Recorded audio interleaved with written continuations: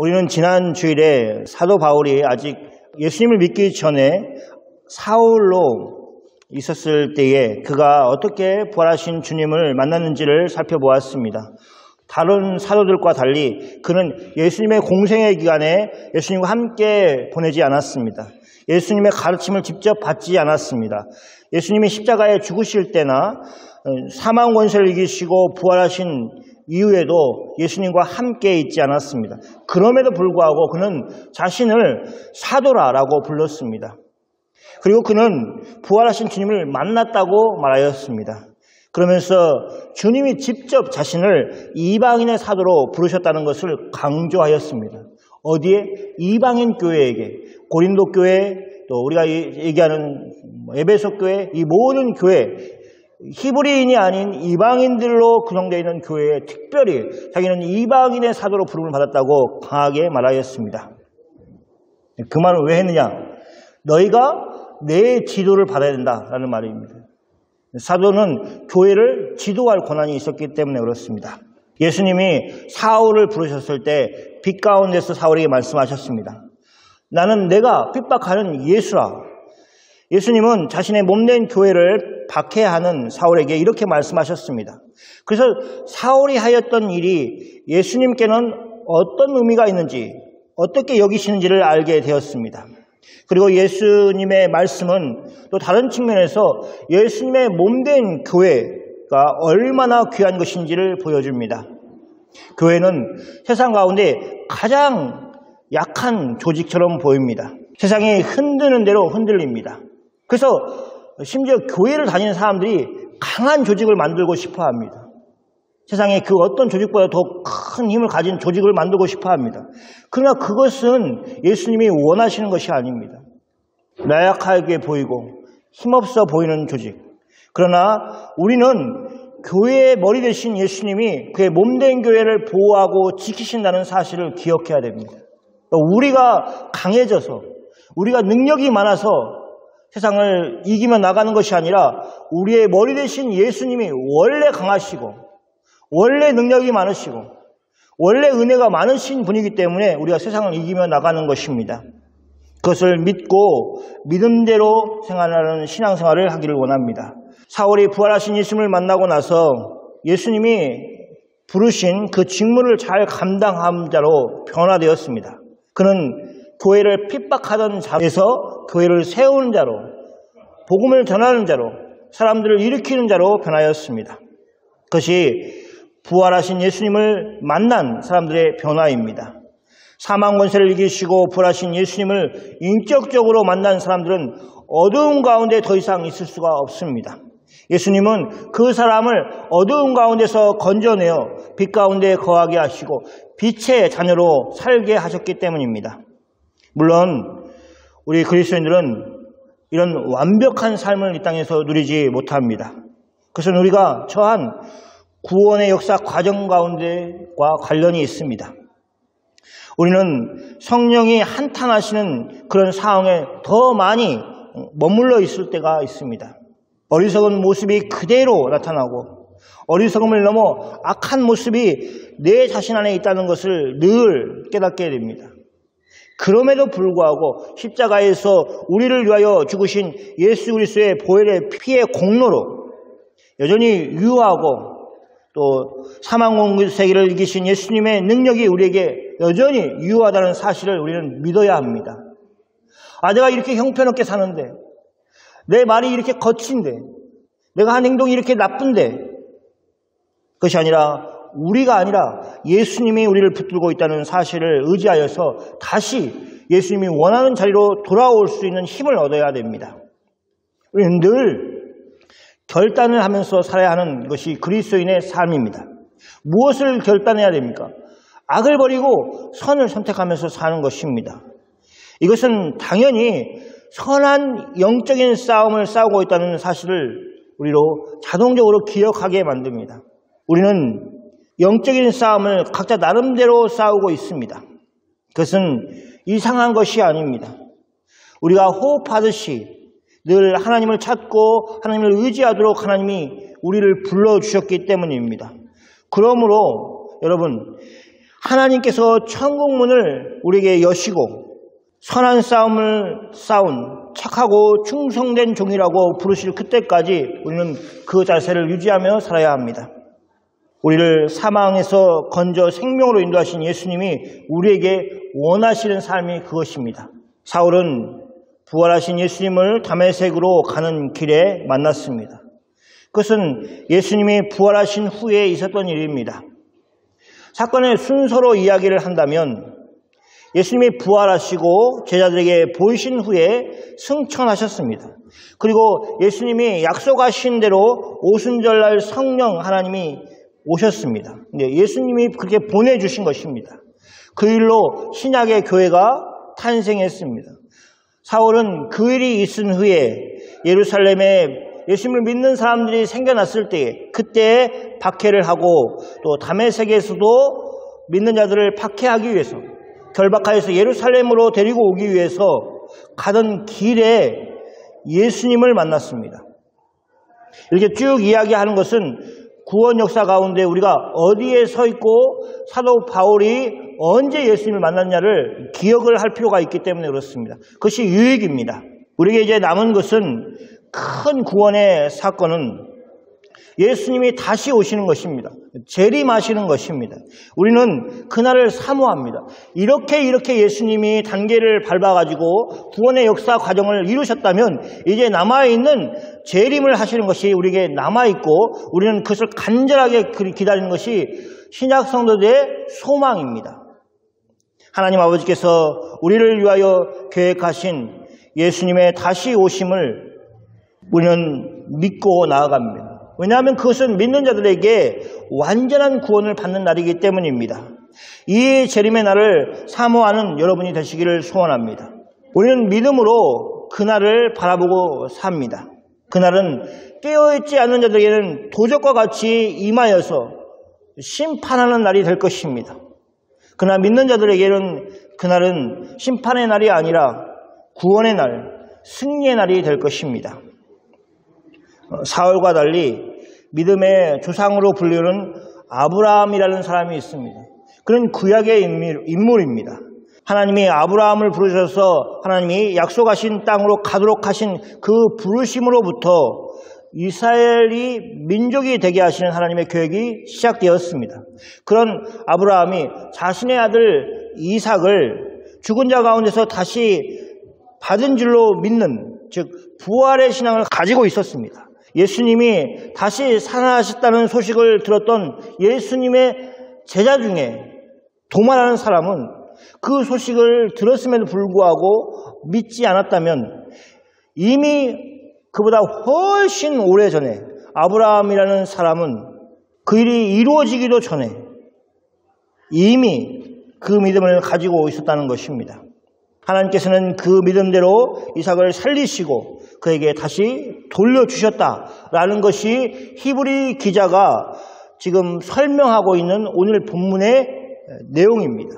그러니까 우리가 아는 하나님이 아브라함에게 이삭을 바치라고 하신 그 사건은 여러 가지 면들이 있지만 오늘 히브리 기자가 이야기하고 싶은 것은 그것은 아브라함이 부활의 신앙을 가졌기 때문에 그렇게 할 수 있었다. 그리고 그 부활의 신앙대로 이삭을 죽은 자 가운데서 돌려받았다라고 말하는 것입니다.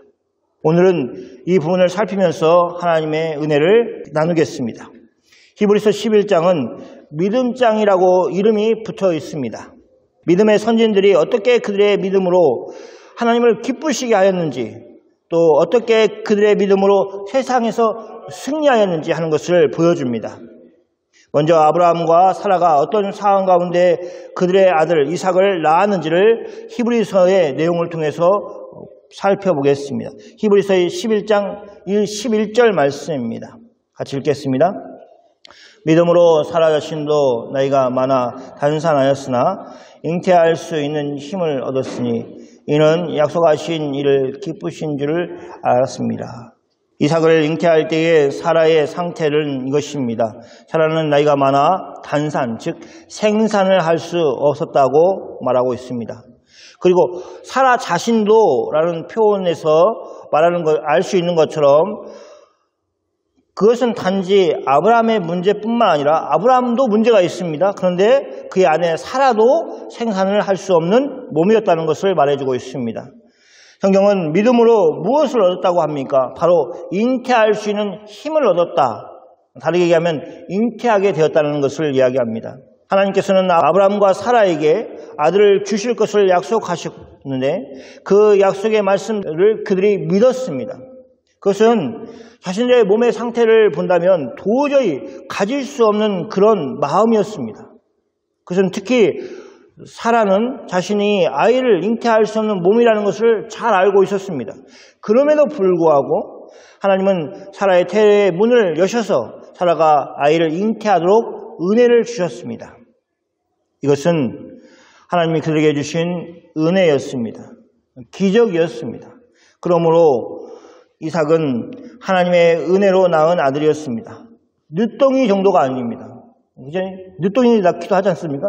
그런 늦둥이 개념이 아니고 도저히 가질 수 없는 몸이었지만은 하나님께서 그들에게 기적을 주셔서 아이를 얻도록 하셨습니다.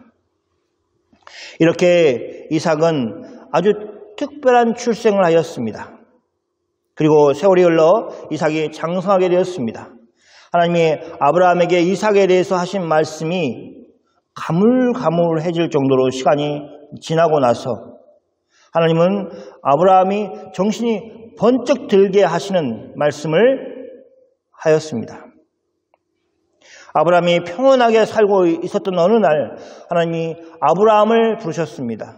아브라함이 자신을 부르시는 하나님의 음성을 듣고 자신이 하나님의 말씀을 들을 준비가 되어 있다고 그렇게 하나님께 말했습니다. 그때 하나님이 아브라함에게 말씀하셨습니다. 창세기 22장 2절 말씀입니다. 한번 같이 읽어볼까요? 여호와께서 이르시되 내 아들 내 사랑하는 독자 이삭을 데리고 모리아 땅으로 가서 내가 내게 이르러준 한 산 거기서 그를 번제로 드리라. 하나님이 아브라함에게 하신 말씀 속에 아브라함이 이삭을 어떻게 생각하는지를 잘 나타냅니다. 여기 세 가지가 있습니다. 첫째는 이삭은 아브라함의 아들이었습니다. 아브라함이 그렇게 생각하는 거죠. 아, 쟤는 내 아들이다 이렇게 생각을 한 겁니다. 두 번째는 아브라함이 사랑하는 아들이었습니다. 이삭은 그런 아들이었습니다. 세 번째는 이삭은 아브라함에게 독자였습니다. 사실 이제 성경을 좀 아시는 분은 아닌데 이스마엘이 있는데 뭐 이렇게 하실 겁니다. 그러나 하나님께서 인정하는 아들은 이스마엘이 아니라 이삭이었습니다. 유일한 아들이었습니다. 독자였습니다. 이 이삭을 대신할 다른 아들이 그에게는 없었습니다. 아브라함에게 그런 의미가 있는 이삭을 데리고 모리아 땅으로 가서 하나님이 아브라함에게 지시한 한 산에서 거기서 이삭을 번제로 드리라는 명령을 아브라함이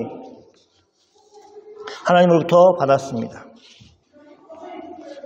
이렇게 자신의 아들인 이삭, 사랑하는 아들인 이삭, 유일한 아들인 이삭을 번제로 드리라는 것은 이삭을 죽이라는 것입니다.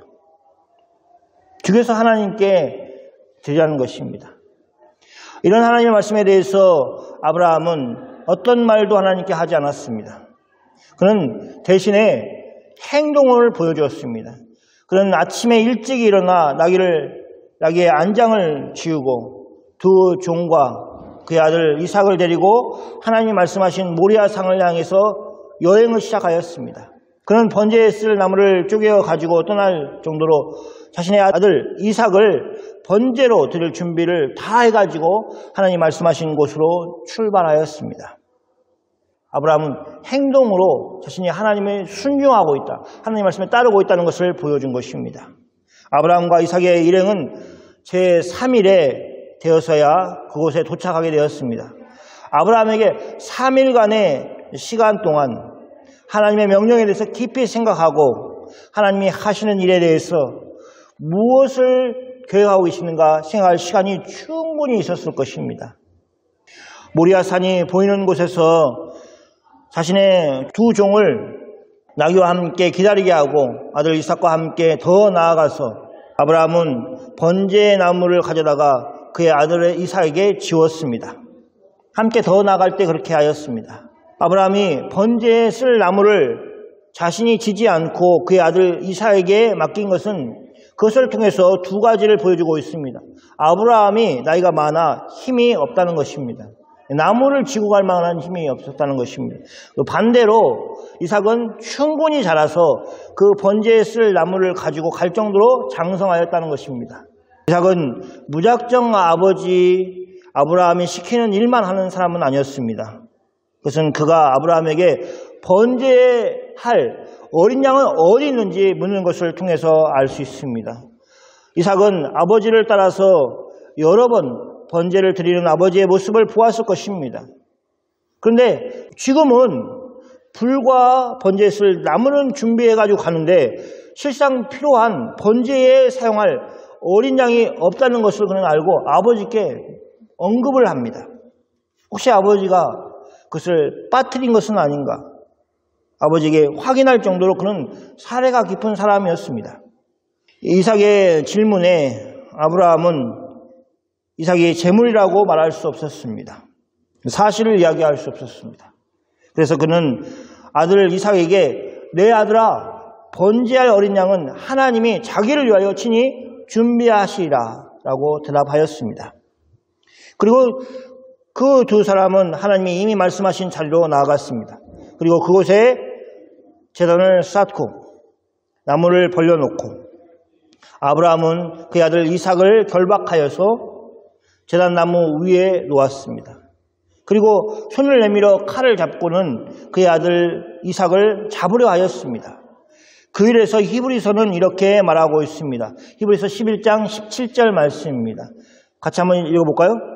아브라함은 시험을 받을 때에 믿음으로 이삭을 드렸으니 그는 약속들을 받을 자로되 그 외아들을 드렸느니라. 성경은 창세기에서도 하나님이 아브라함을 시험하려고 했다는 이야기를 하고 있습니다. 여기서도 그렇죠. 아브라함은 시험을 받을 때에 이렇게 되어 있습니다. 이렇게만 보면 그때 아브라함이 어떤 시험을 받았는지 그리고 그 시험 중에 어떤 일이 있었는지 하는 것을 분명하게 나타나 있지 않습니다. 히브리서에서는 그렇습니다. 그냥 시험 받을 때에 믿음으로 이삭을 드렸으니 이 말이 그만큼 구체적으로 기록되어 있지 않습니다. 그러나 우리는 창세기 내용을 이미 살펴보았고 그리고 구체적인 내용들은 그 성경에 기록되어 있습니다. 그리고 히브리서의 독자들은 구약 성경이 또 이 사건을 아주 잘 알고 있었습니다. 그래서 이렇게 간단하게 히브리서 기자가 아브라함은 시험을 받을 때에 믿음으로 이삭을 드렸으니 라는 정도로 이야기를 하고 지나가도 그 내용을 다 기억했을 것입니다. 어떤 일이 벌어졌고 어떻게 아브라함이 했고 어떻게 이삭이 했는지 아는 것을 다 알 것입니다. 그래서 이렇게 아주 간단하게 히브리 기자가 언급을 하여도 그 일이 어떤 일이었는지를 잘 알았을 것입니다. 그러니 길게 다시 설명을 할 필요가 없이 히브리 기자는 자신이 이야기하고 싶은 내용을 사전 지식이 있는 사람들에게 간결하고 핵심적으로 전달할 수 있습니다. 히브리서 이 11장 17절 말씀이 너무 간략하게 축소되어서 어떤 내용이 잘 모르겠다. 그러면 창세기 22장을 읽어봐야 됩니다. 히브리서 기자는 강조하고 있습니다. 이삭을 약속을 받은 자라고 그렇게 말하고 있습니다. 그런데 그 약속들을 받은 자를 번제로 하나님께 드리라는 것입니다. 여기서 우리가 주목해야 할 것은 이것입니다. 그 외아들을 드렸느니라 라고 말하므로 번제라는 말을 언급하고 있지 않습니다. 그 내용은 독자들이 다 알고 있기 때문에 그렇습니다. 그래서 사람들은 아브라함이 이삭을 번제로 드렸다라고 읽을 것입니다. 번제로 드렸다라는 것은 제사 제도 중에 하나, 번제라는 제사의 형태로 하나님께 제물로 드렸다는 것입니다. 번제라는 제사는 그 제물을 온전히 불태워서 하나님께 드린 것입니다. 그러면 어떻게 하냐? 하나님이 그 연기를 흠양하신다. 기쁘게 받으신다라는 것입니다. 다시 아브라함의 입장으로 돌아가면 하나님이 아브라함에게 말씀하신 것은 모순이 되는 일이었습니다. 하나님 분명 이삭을 약속들을 이루기 위해서 주신 아들이었습니다. 그것은 다른 사람이 이야기한 것이 아니라 하나님 자신이 이야기하신 것입니다. 하나님께서 아브라함에게 약속하신 거의 모든 것들은 아브라함 때 이루어지는 것이 아니라 그의 후손을 통해서 후손 때에 이루어질 일이었습니다. 그러니 후사인 아브라함의 아들 이삭이 있어야 그 약속들이 이루어질 수 있었습니다. 그런데 하나님은 아브라함에게 그것이 아브라함을 시험하기 위해선 하신 일이지만 아브라함의 아들 사랑하는 독자 이삭을 하나님께 번제로 드리라고 말씀하셨습니다. 이것은 아브라함 스스로 하나님이 하신 약속을 포기하라는 것입니다. 아브라함은 하나님께 항변할 수 있었습니다. 그럼 하나님이 저에게 약속하신 것은 어떻게 되는 것입니까? 이삭이 있어야 그 약속이 이루어지는 것이 아닙니까? 라고 질문하였을 것입니다. 우리는 창세기에서 마치 아무런 고민이나 갈등이 없이 온전하게 순종하는 아브라함을 볼 수 있습니다. 창세기에서 아브라함이 하나님 말씀을 따라서 행동하는 것을 보여줍니다. 이른 아침에 일어나서 나귀를 준비해가지고 두 종과 함께 출발하는 그 모습, 그 행동들이 무엇을 보여주냐? 하나님의 말씀에 따르고 있구나. 하나님께 순종하고 있구나를 보여줍니다. 그런데 히브리서에서는 뭐라고 얘기하냐? 믿음으로 했다는 것입니다. 그래서 그 순종의 뿌리가 바로 아브라함의 믿음이라는 것을 지적하고 있습니다. 이 원리로 본다면 순종하는 것을 통해서 믿음을 알 수 있습니다. 믿음이라는 것이 눈에 보이는 것이 아닙니다. 그렇지 않습니까? 조용히 입을 다물고 가만히 앉아있으면 그 사람이 믿음이 좋은지 나쁜지 알 수가 없습니다. 그럼 어떻게 아느냐? 우리의 눈에 들어오는 말씀을 따라 행하는 그 순종하는 모습을 통해서 저분이 믿음이 좋으신 분이구나 하는 것을 알 수 있다는 것입니다. 그러니 하나님의 말씀에 따라서 사는 것이 좋은 믿음을 가진 것입니다. 반대로 하나님의 말씀에 순종하지 않고 자신이 좋은 믿음을 가지고 있다고 착각하면서 살면 안 됩니다. 히브리서는 그래서 아브라함이 하나님의 말씀을 따라 행하였던 그 모든 일 뒤에 믿음이 있었음을 말해주고 있습니다. 구체적으로 아브라함의 믿음은 어떤 것입니까? 아브라함이 가지고 있는 믿음에 대해서 히브리서 11장 18절과 19절에서 말하고 있습니다. 같이 읽어보겠습니다. 그에게 이미 말씀하시기를 내 자손이라 칭할 자는 이삭이라 말미암으리라 하셨으니 그가 하나님이 능히 이삭을 죽은 자 가운데서 다시 살리실 줄을 생각한지라 비유컨대 그를 죽은 자 가운데서 도로 받은 것이니라. 그에게는 이는 아브라함을 말합니다. 하나님은 아브라함에게 이미 말씀하셨습니다. 여러 번 말씀하셨습니다. 내 자손이라 칭한 자는 이삭으로 말미암으리라고 말씀하셨습니다. 아브라함과 이삭과 야곱을 통해서 이스라엘은 나중에 민족 단위로 성장을 하게 되었습니다. 그 시작은 이삭을 아브라함에게 하나님이 주신 사건으로부터 시작되는 것입니다. 아브라함이 100세에 낳은 아들이 이삭입니다. 그 나이가 많다는 것뿐만 아니라 사라가 나이가 많아 아이를 잉태할 수 없는 몸이었음에도 불구하고 하나님이 사라가 잉태하도록 하신 것입니다. 이 기적을 통해 이삭이 태어난 것입니다. 이것은 전적인 하나님의 역사였습니다. 이렇게 아주 신비스러운 방법으로 이삭을 주신 하나님께서 아브라함에게 그 아들을 번제로 드리라고 하신 것입니다. 창세기에서 읽을 수 있는 것은 아브라함은 이삭을 하나님께 번제로 드릴 준비가 다 되어 있다는 것을 알 수 있습니다. 이렇게 나무를 다 깔고 나서 결박을 하고 나서 자신의 손에 칼을 잡고 그 아들을 잡으려고 하였습니다. 만약 급하게 하는 여호와의 사자가 하늘로부터 그를 불러 세우지 않았다면 아브라함의 칼은 이삭의 몸에 닿았을 것입니다. 이삭은 죽임을 당하였을 것입니다. 하나님의 사자가 급하게 아브라함을 불렀을 때 아브라함은 내가 여기 있나이다 라고 대답하였습니다. 여호와의 사자는 이삭에게 아무것도 하지 말라고 하십니다. 그리고 아브라함이 하나님을 경외하는 줄을 알게 되었다고 말씀하십니다. 아브라함이 자신의 아들, 자신의 독자까지도 하나님께 아끼지 아니하였다고 그렇게 아브라함을 칭찬하셨습니다. 이 일은 사실 이해하기가 힘듭니다. 여기엔 많은 질문들과 의문점이 있습니다. 하나님은 아브라함에게 이삭을 제물로 드리라고 명령을 내리셨는가? 정말 죽이는 것을 하나님은 기대하셨는가? 하는 그런 의문을 가지고 있는 사람도 있습니다. 반대로 정말 사랑하는 아들이고 유일한 아들인데 아브라함은 정말 죽이려고 그렇게 칼을 들었는가? 그냥 신용만 하려는 건 아니었는가? 이런 의문을 가지고 있습니다.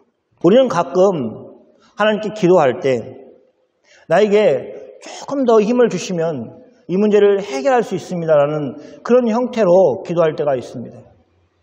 내가 해결할 수 있습니다. 하나님. 저에게 조금만 더 힘을 주십시오. 이게 지금 요만큼이 부족한데 요만큼을 채워주십시오 라고 기도할 때가 있습니다. 근데 그것은 하나님을 인정하는 방식이 아닙니다. 그 기도가 나쁘다는 건 아닙니다. 그러나 정말 진정으로 우리가 기도할 것은 하나님께 전적으로 맡기는 것입니다. 전체를 다 맡기고 우리가 가지고 있는 그 문제 전체를 다 하나님께 맡기고 하나님의 방식으로 해결해 주실 것을 구해야 되는 것입니다. 어쩌면 아브라함은 여러 생각을 하지 않고 하나님을 신뢰해야 된다는 그 한 가지만 붙들고 있었을 것입니다. 여러분도 경험해 보지 않았습니까? 어떤 방법으로 하나님이 내 문제를 해결해 주실지 모릅니다. 근데 그냥 내가 하나님을 신뢰해야 된다. 하나님을 믿는 길밖에 없다라고 하는 자세로 나아간 그런 기억들이 있을 것입니다. 그런 신앙의 모습들이 있었을 것입니다. 이렇게 많은 의문과 또 많은 질문, 왜 하나님은 그렇게 하셨는가? 왜 하나님은 하필 아브라함에게 이삭을 바치라고 하셨는가? 이것이 정말 정당한 것인가? 여러 의문들을 가지고 있음에도 불구하고 우리는 신약의 한 사건이 이런 아브라함이 이삭을 번제로 드리는 사건을 이해하도록 만들어준다는 사실을 기억해야 됩니다. 바로 예수님이 십자가에서 죽으신 사건입니다. 여기서 우리가 아브라함이 이삭을 번제로 드렸던 사건이 아브라함의 집안에서 일어난 작은 사건으로 치부해서는 안 됩니다. 그것은 하나님의 인류를 구원하시기 위해서 세우신 계획의 중심 가운데 있는 사건이었습니다. 무슨 말입니까? 하나님은 노아의 홍수 이후에 바벨탑 사건 이후에 죄악된 인류를 구원하시기 위해서 한 사람을 부르셨습니다. 아브라함을 부르셨습니다. 그래서 아브라함의 실패는 한 가족의 실패가 아니라 하나님이 인류를 구원하시는 계획의 실패가 되는 것입니다. 그런 의미에서 아브라함은 새로운 인류의 대표였습니다.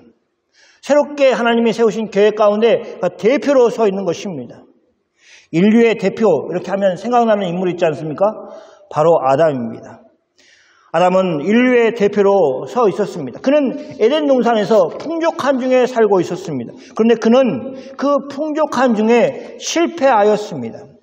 자신의 아들, 하나님이 백세해 주신 아들, 그 유일한 아들, 그리고 사랑하는 아들, 그 아들을 번제로 드리라는 그 시험과 에덴 동산에서 동산 중앙에 있는 선악을 알게 하는 나무를 먹지 말라고 하시는 그 일과는 비교가 안 될 정도로 큰 사건이지 않습니까? 그런데 아담은 선악을 알게 하는 나무의 실과를 먹음으로 실패하였는데 여기 더 큰 시험, 더 큰 유혹 가운데 있는 자신의 아들을 번제로 드리라는 하나님의 말씀, 다른 사람의 말이 아닙니다. 하나님이 말씀하신 것입니다. 근데 그 시험에서 아브라함이 승리하였던 것입니다. 하나님이 아브라함을 부르셨고 그를 믿음의 조상으로 삼으셨습니다. 왜 그를 아브라함을 믿음의 조상으로 삼느냐? 하나님이 부르셔서? 그것이 아니고 자신의 독생한 이삭을 번제로 하나님께 드릴 정도까지 순종하는 그의 믿음, 하나님을 신뢰하는 믿음, 그것이 그를 믿음의 조상으로 만든 것입니다. 아브라함은 뭘 믿고 그렇게 이삭을 번제로 드린 것인지 주저하지 않고 순종할 수 있었습니까? 히브리서 기자는 이렇게 얘기합니다. 아브라함이 어떤 생각을 가지고 있었는지 말해주고 있습니다. 그가 하나님이 능히 이삭을 죽은 자 가운데서 다시 살리실 줄을 생각한지라. 이것이 아브라함이 하나님을 생각하는 정도였고 믿음이었습니다. 아브라함은 어떻게 그렇게 되는지는 알지 못했습니다. 그러나 아브라함은 전능하신 하나님이 이삭을 번제로 드리라고 하셨다면 그 이삭을 죽은 자 가운데서 다시 살리실 것이라는 생각을, 믿음을 가지고 있었습니다. 물론 이런 표현들은 예수님의 부활을 경험한 세대가 사용하는 표현입니다. 아브라함 당시에는 그런 표현할 수 있는 언어가 없었고 그렇게 상상할 것도 없었을 것입니다. 그러나 하나님이 다 계획이 있으실 것이라는 믿음을 그가 가지고 있었습니다. 이것이 아브라함의 믿음입니다. 아브라함은 어떻게든 이삭을 자신에게 다시 돌려주실 것이라는 그 믿음을 가지고 있었던 것입니다. 실제로 일어난 일은 어떻습니까? 죽음의 문턱까지는 갔지만 이삭이 실제로 죽은 것은 아니었습니다. 번제를 드릴 모든 준비를 마치고 밧줄로 묶어 번제를 드릴 나무 위에 앉았던 이삭, 아버지 아브라함이 칼을 들고 자신에게 다가오는 것을 경험하였던 이삭입니다. 하나님은 아브라함에게 그의 사랑하는 독자 이삭을 죽이는 것을 막아주셨습니다. 아브라함아, 아브라함아, 여호와의 사자가 급하게 하늘에서부터 아브라함을 불러 세웠습니다. 그러면서 하나님이 말씀하십니다. 그에게 손을 대지 말라. 그리고 내가 하나님 여호와를 경외하는 줄을 알았다라고 말씀하십니다. 그런 하나님이 이제는 세월이 지나서 아브라함의 후손으로 오신 예수 그리스도에 대해서 어떻게 하셨습니까? 하나님의 독생자 자신의 아들 예수 그리스도에 대해서는 인류를 구원하시기 위해서 십자가에 내어주셨습니다. 죽이려고 하는 것에 멈추지 않고 실제로 죽이셨습니다. 전에 아브라함은 이삭을 죽이려고 칼을 들을 정도에서 멈추게 하셨던 하나님께서 자신의 아들은 조롱당하게 하시고 멸시를 당하게 하시고 십자가에 의해서 힘없게 죽어가도록 내버려 두셨습니다. 이미 십자가에 달기 위해서 손과 발에 모수를 박았습니다. 죽음을 확인하기 위해서 창으로 옆구리를 찔렀습니다. 그래서 물과 피가 쏟아져 나오도록, 그래서 죽었구나 라는 것을 확인했습니다. 예수님이 죽으셨고 장사되었습니다. 그 누구도 예수님의 죽음을 의심하지 않을 정도가 되었습니다. 아브라함이 자신의 아들 이삭에게 하나님이 행하신 일, 즉 죽은 자 가운데서 다시 살리실 것을 생각하는 정도가 아니라 그 일을 실제로 아브라함이 믿었던 그 일을 하나님이 예수 그리스도를 통해서 이루셨습니다. 그래서 죽은 지 사흘 만에 죽은 자 가운데서 일으켜 세우셨습니다. 아브라함은 희미하게 보고 믿고 순종하였다면 이제 그리스도인은 죽은 자 가운데서 예수님을 부활하게 하신 하나님이 우리의 하나님이신 것을 고백하고 우리도 또한 부활할 것을 믿는 믿음 가운데서 삶을 살아야 합니다. 하나님이 그리스도 예수를 죽음에서 일으켜 세워주셨듯이 우리에게도 그렇게 하실 것입니다. 그것이 성도가 믿는 부활입니다.